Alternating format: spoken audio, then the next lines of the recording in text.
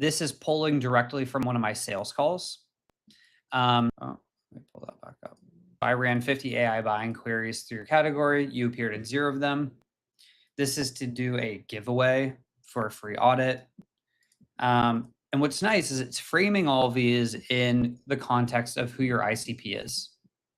Well-funded companies that rank on Google but are invisible on AI, right? That is the issue that they're experiencing. And that person's role, what their job is to find out if AI recommends them and then what it costs them if not. Another signal is recurring patterns across Will Leaderboards post. So I post AI leaderboards all the time and it found a high performing hook. And so it's recommending I do another leaderboard because they continue to perform well. And what we're targeting is category challenges and their marketing leads. The jobs to be done is see the gap between their raise and their AI presence. This is from a SaaS call. Will's tried 3 outbound services, freelancers, none have cracked it. This is true. I was talking about this on a real call last week, and it's a real problem. There's a lot of outbound services. So talk about skepticism. And here's what I finally understood. Really great kind of personal story post talking about my authority. And then the editorial calendar is dead. Boom. Exactly what this workshop is about. I talk about this a lot. And so as you can see, it's pulled from all of these sources. And this is just the end product. And it might be helpful to see, kind of what the process was, but you can see all the sources it pulled from. It pulled from the last 4 weeks of sales and prospect transcripts.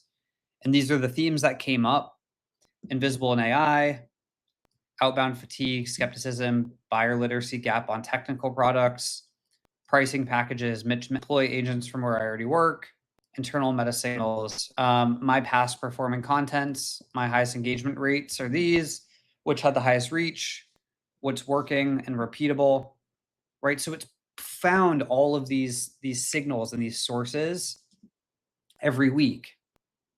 And now it's saying, these are great ideas for you to produce more content about. Something that it didn't pull from is newsletter competitor set. So what I would want to do is just add more from that. I think it's a really good way.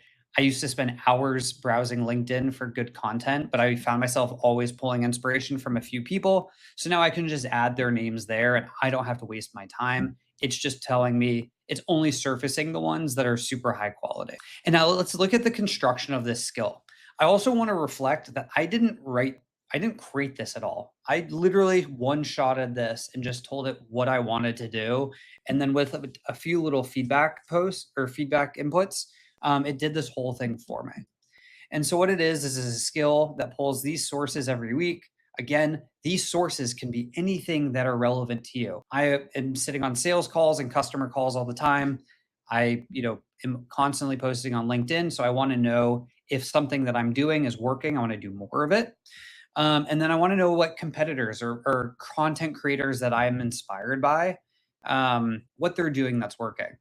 It called out that I don't have Connection Newsletter and Beehive, but I want to know, how my posts are performing. Looks like we have a question on sourcing your LinkedIn performance. We use a tool called Ordinal. I believe their URL is tryordinal.com. It works super well. Really, really great founders.